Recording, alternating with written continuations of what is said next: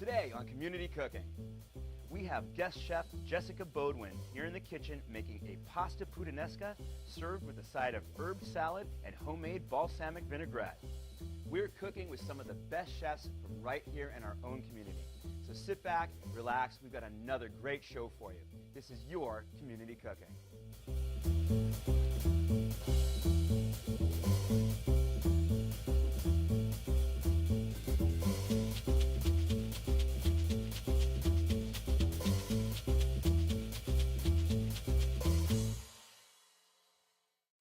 Hello and welcome to Community Cooking. I'm your host, Kirk Leins, and in our kitchen today we have registered dietitian Jessica Beaudoin. Hey Jessica, how are you? I'm doing well, Kirk. Nice to meet you. Nice to meet you. Now you are a registered dietitian at Providence Little Company of Mary, correct? I am, yes. Tell me, what does that job entail? So as a registered dietitian in a hospital, my main job is to work with patients from the nutrition perspective. So we play a role in making sure that patients are getting enough to eat, working with individuals with poor appetite. We also do a lot of education, and that's really, I think, one of my favorite parts of the job is teaching patients with chronic diseases how to better manage their health at home through things like cooking and you healthy must love it eating. there, because I mean we've had a couple of the chefs on, and Yes. they've got a pretty rockin' program over there, They right? do. This is not your typical like hospital food per se, correct? Exactly. I mean, it's incredible to work for an organization that really puts as much thought into patient care as they do into their culinary program. Yeah, I can imagine. Because at the end of the day, I think, you know, hospital food really gets a bad reputation, and patients come in with this idea that their meal's not going to be good. And when they receive some of the foods that we send up, things like our salmon, our pasta dishes, our stir fries, they're really pleasantly surprised by how good it is. At the hospital. Exactly. Who knew? Well, today you are going to be making a dish known as pasta puttanesca, and we've got to clear the elephant in the room, as they say, because this dish has some very interesting origins. Indeed. Now, we've done a little research, and you know, it's hard to say exactly the story behind this. How are we going to phrase this delicately? This is a family show. So, let's say there was like a business, and there were people who worked there that we could refer to as what? Ladies of the night. There we go, ladies of the night. Like all right, yes. It's a brothel. All right, so in other words, the word puttanesca is an Italian derivative of that profession. The story of how this dish was invented is all over the place, but we're just going to go with it's pretty delicious. Exactly. Okay. Exactly. Great. The enticing aroma. Why don't you start off by telling us what it takes to make this? Okay, so in a traditional puttanesca sauce, I've got many of the traditional ingredients here. We'll start out with the olive oil, a little bit of garlic, some anchovies, and red chili flakes. Okay. We've also got some Kalamata olives and capers, parsley, salt and pepper, and of course, importantly, fresh canned San Marzano tomatoes. Okay. And instead of a regular pasta, I'll be using whole wheat pasta today. Right. So a couple of things. I think that we're at a point now where a lot of people understand San Marzano tomatoes. Yes. That's not a brand. Right. We're talking about it comes from San Marzano, Italy, and it'll be printed right on the can and very easy to find. Now, talk to me about whole grain pasta, because I know that kind of gets a bad rap. Right. I think, you know, a lot of people are having a hard time switching from refined grains to whole grains, and the dietary guidelines advise us that at least 50% of our grains should be whole grains. And I think switching from regular pasta to whole wheat pasta is a quick and easy fix, especially if you're going to be making it with a sauce. Why don't we get that in the water now? We probably need that time, right? Whole wheat pasta does take a couple of extra minutes to cook as compared to regular pasta. But yeah, it is, once you've got it all ready and al dente, it's one of the things that I like about it, we were talking a little bit before the show, is that there is a bigger window in terms of al dente on it, which is kind of nice because, you know, you can go really quickly from al dente to overcook with regular pasta, but that's not as easy to do with this, and that's kind of nice. And taste-wise, it's really close. Yeah. I mean, it's maybe a little nuttier, would you describe it? A little bit nuttier, and it's got a little bit more tooth to it. So certainly you want to make sure that you get it al dente. I'm okay with but that. again, yeah, exactly. And, that is the style. I got to tell you, I've served it to my kids, and I've never had one complaint. Yeah, exactly. Not one. So it's pasta to them. I've pulled the wool over my friend's eye one time. I made this pasta at home, and she was a skeptic, and she was eating the pasta and said, "This is delicious." And I said, "Guess what? It's whole wheat." It's whole She had grain. no idea. Joke's on you. That's it. But now we also have the sauce component to this. Correct, so, yes. While that's, I would imagine that you can kind of get this going simultaneously, at home, and pretty quick meal. I mean, Exactly. That sauce probably is not going to take too long, correct? Not at all. The main time component is just simmering that oil with the garlic, anchovy, and Okay, why don't we chili get that flakes. going? So I like to start. I just turned on the stove here. I like to start from kind of a cool pot to infuse the garlic and the anchovy and the red chili flakes into the oil. It really That's develops actually, the flavors. that's actually a fairly Italian technique. Yeah. They do the same thing in Italy, because it's like if you were to have a pan with hot oil in it and you stuck your garlic in, it would burn before it really ever infused. Exactly. So you start with the cold pan, the cold oil, and sort of bring it up to temp, and then that way you don't burn your garlic and you've got nice flavorful oil. Right? That's it, exactly. Yeah. And this aroma is just amazing. Once this oil gets nice and warm, you can really tell. It starts to permeate around the house. And I love making pasta puttanesca at home because your house smells so great. Let's talk about this aroma for a Sure. second, because one of the things you put in there was anchovy. Yes. Now, I know that that's going to be like a turnoff for a lot of people, Yes. but really not it's not the fishy component you think it is, especially when this application is done. Exactly. And I'll tell you, I'm from the Midwest, and so my family, we don't eat a whole lot of fish. And Don't eat anchovies. That's bait. Anchovies is pretty unusual. And when I first made this dish for my family, my brother insisted he would not eat it unless I left the anchovies out. But since I've convinced a few of them to try it, my family's tried making this again at home, and without the anchovies. No. It's not the same. Nope. You don't taste the fishiness. It adds this unctuousness, this savory quality to it. Kind of briny a little bit. A little briny, absolutely. Notes from the sea, if you will. Yeah. But yeah, it's definitely not fishy or what you'd think that, an anchovy would taste like in a sauce. Exactly. When my dad made it without the anchovies, he said, there's something missing. I can't figure out what it was. And it's just that small layer of complexity that really brings it to the next level. Right. Yeah, I know. I love it. And what's really neat, what happens is as it cooks in that oil there, that anchovy, especially how finely chopped you have it there, Right.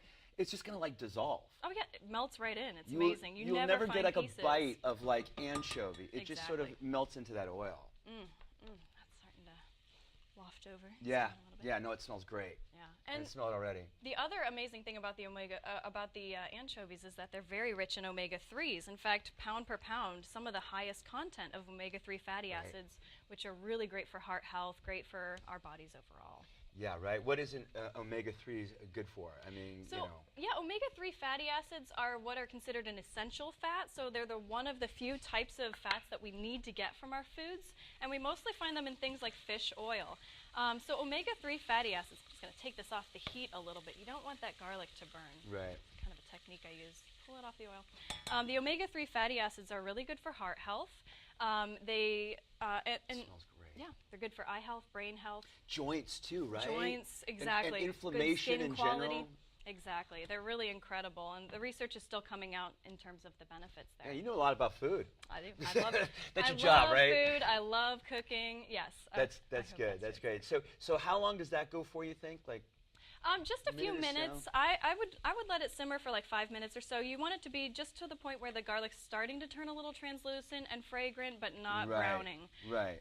And once it's starting to get fragrant, then it's time to add the In tomatoes. interest of our time, maybe we can get that stuff in there now, Yes, you think? exactly. Okay. In fact, I normally start with the whole San Marzano tomatoes and crush them by hand. Right. Just so that, splatter just a little bit. Whoop. Always be careful when you're adding the liquid to the hot oil.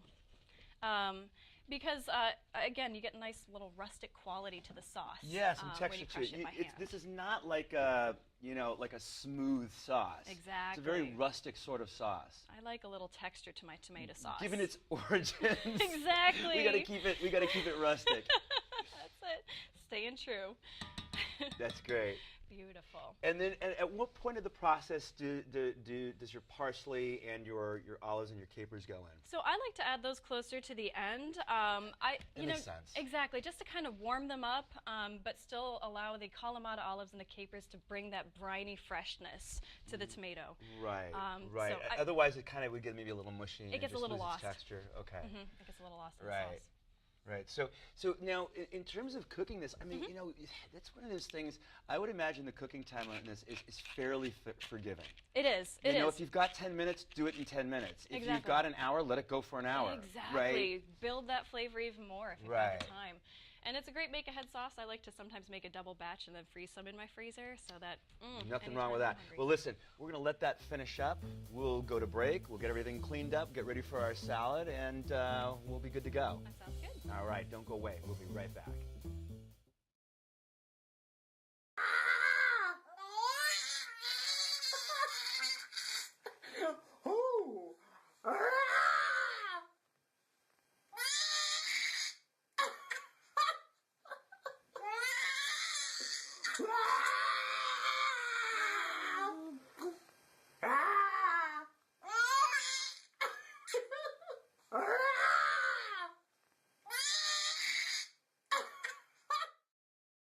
Welcome back to Community Cooking. If you're just joining us, I am here with registered dietitian, it's a mouthful, Jessica Beaudoin. And you have made a really wonderful pasta puttanesca. Well, thank you. That's what I've got right here in front of me. It smells delicious. You know what? I mean, the aroma from the brininess of the capers and the olives, along with the garlic and the anchovy, it just smells so good. I'm going to put this aside, and we're going to get started on our salad. Why don't you run us through the ingredients we need for that? Sure. So in this salad, we're going to be making kind of a herb mixed green salad with a handmade balsamic vinaigrette. Okay. So in the vinaigrette, we'll use a little bit of garlic, mustard, a touch of honey, and that will be all combined with the balsamic vinegar and some red chili flakes, some balsamic vinegar, and a little bit of red chili flakes. Okay. And then we'll drizzle in some vegetable oil, and that'll all be tossed together with the mixed greens, some carrots, cucumbers, and grape tomatoes, as well as our herbs. Beautiful. So over here we have a little bit of fresh cilantro, fresh parsley, and chives. Excellent. Great. All right. Where do we start? So the first thing I'd like to do is get the garlic all prepared. So I've already chopped up some garlic ahead of time. Okay. But since we're going to be using it in a vinaigrette, I like to mash it up even further so that you don't find any chunks. Yeah, I think that's a really good technique because you know, when using garlic in a raw application, you got to be really careful. Absolutely. It just can overpower anything. And I know people say, "Oh, I love garlic, but you know what? And I do too. Yeah. But I don't love it that much. Exactly. And when it's raw and when it's in a salad, you don't always want that burst of Right. garlic flavor. So it's a real appropriate amount, and then you're going to use a little salt to sort of grind it up and turn it into a paste, if you will. Exactly. Just Okay. kind of layer it somewhat generously with the kosher salt, which is important. You need that the coarseness of the coarser salt grain, to sure. Exactly. And then you just kind of put your fingers on the blade of the knife and mash with almost the tip of it, the very side of it. And you just kind of mash each of these little pieces together, and that brings out a lot of the juices, breaks up these larger chunks, and that does a pretty good job of making sure you don't run into any unpleasant raw garlic. And then just run the knife a few times through, make sure you got all the little bits off, and then we're good to go. Very nice. And with that salt, actually, we don't need to add necessarily anymore. Right, I was going to say that's probably also going to take care of your salt content for the most part. Exactly. Voila.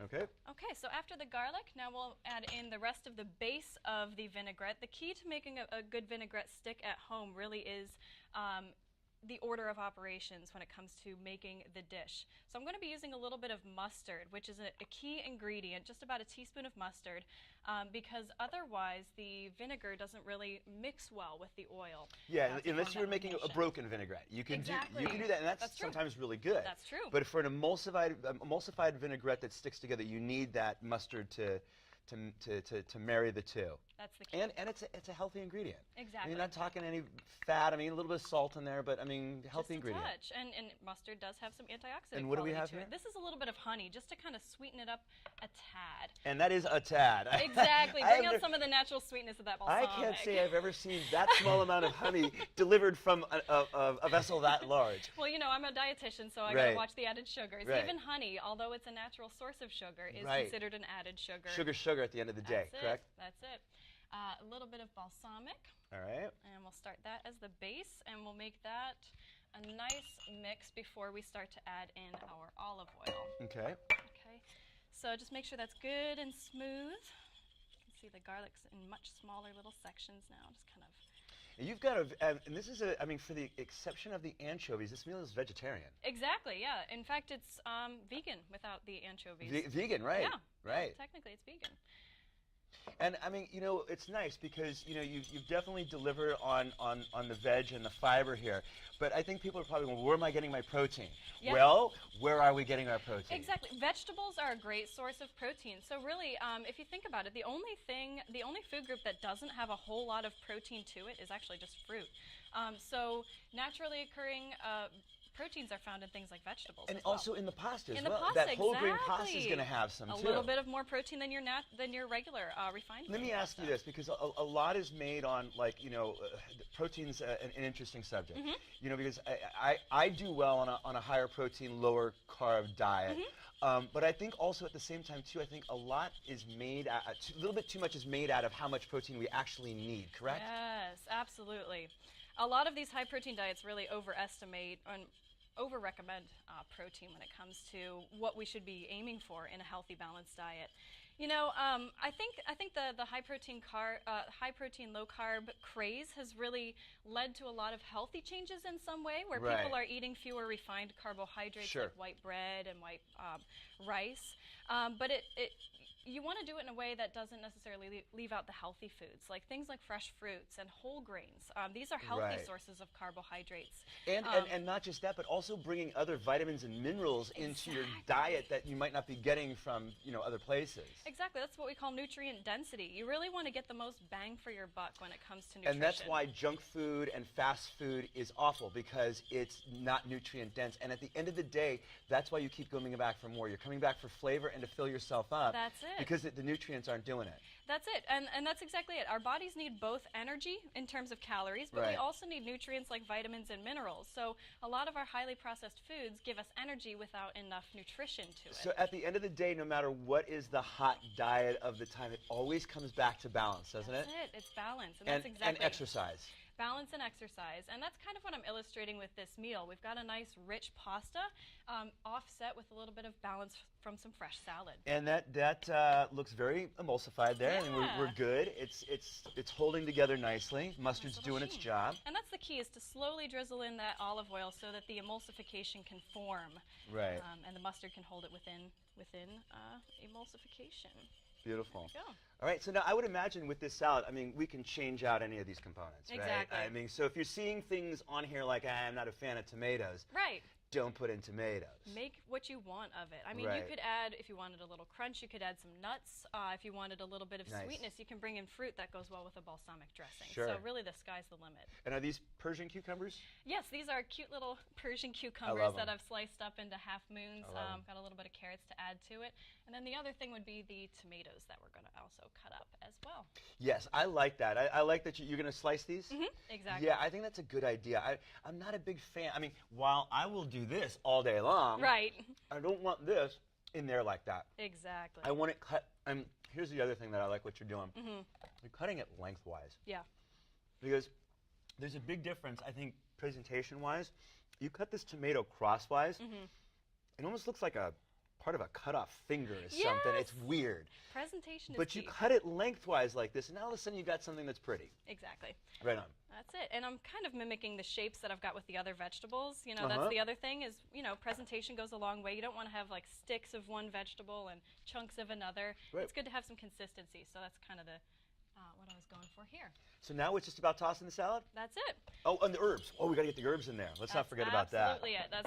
This is an herb salad. If we forget the herbs, and we're not doing well. We're going to get calls. Right, right. So I love to add fresh herbs just like this to a salad. I So bet you want to clean your yes, cutting board. please. Thank you. I'm actually not going to chop these up. I'm going to be putting the tearing? entire leaves Okay. in. And you can help me out with that a little Okay. bit if you want. Just go ahead and pull out a sprig and pull some leaves off of the parsley. And you know, the at the cilantro. end of the day, herbs really do much better when you deal with them this way, because a lot of, especially like if you're dealing with basil, it's like not long between cutting it and serving it will it bruise and get dark and sort of get that sort of weird quality about it. So tearing it by hand is a very nice sort of technique. Oh, I like that too with the chives. Yes, just a little bit broken. Right. Get a little cilantro in here Yeah, too. big pieces of chive. Beautiful. And you might think it would be a little overpowering with these large chunks, but it really isn't. With the greens in there, it brings out a lot of the delicious flavors of greens that you get naturally. Great. So now we just got to toss the salad, correct? That's it. All right. So we'll add a little bit of cucumber. Great. Okay, not all of it. Save some for garnish. A little bit of carrots. That's a nice color combination right there, huh? That's right. Visual appeal is key. A little bit of tomatoes. And what we'll do is we'll just kind of lightly toss this a little bit. Here, let me hold that for you. Voila. There you go. Just to Much kind better. of combine the herbs, make sure we're not getting herbs in just one person's salad. Right? Gotta share. Thanks for the chive salad. That's it. And then drizzle on a little bit of dressing. Just kind of, not all of it. We'll just start with a light coating for now. Yeah, you can always add, right? I much prefer an underdressed salad to an overdressed salad. Exactly. There we go.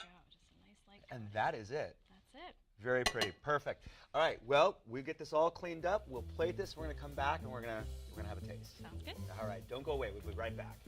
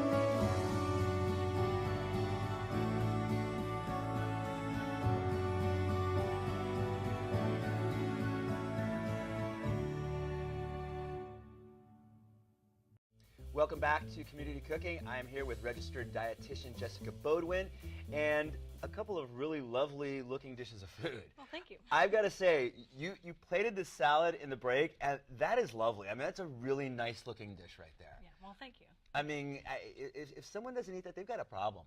They got a real problem. All right. Nice and fresh. Well, we've got this here. I mean, there's no time like the present to dive in. So I'm going to dish you out a bowl of pasta, and we're going to have at it here. Okay? Beautiful. Okay. I'm hungry. I'm looking for. Yeah, me too. Right? All right. Let's put this here. It smells great. That is for you. Thank you. You're welcome. And one for me. All right. All right, here's the taste test. Dig in. Moment of truth. Yep, moment of truth.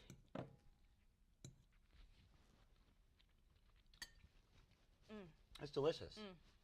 It's delicious. I love it. Yeah. Right? Tanginess, a little bit of garlicky. You know, and I think too, it's like, I know there's people that don't like things like olives. There's just something different about a dish like this, and you use olives in it, than just sitting there eating olives one after another. Absolutely. It's a whole different sort of feeling about it, and a whole different taste. And I love the capers in it. Capers are one of my favorite little pickled. Now I want to try this. I can't get over it. I love the texture and the height on it. Really nice. I'm just gonna go right in. Yeah, dive in. I'm gonna try a bite too. Get some of the crunchy cucumbers and carrots. Get some of those herbs in there. Got a little much on the herbs. Ooh. You know what tastes great? I love that you used big flat leaf parsley. That adds such a nice fresh flavor to this salad. It's delicious. Thank you. Very nice job. Come back and do this again sometime? Thank you, I will. Please do. This was great. I highly urge everyone to make it. And once again, it just goes to show you, we really do cook with some of the best cooks right here in our own community. We'll see you next time, Community Cooking.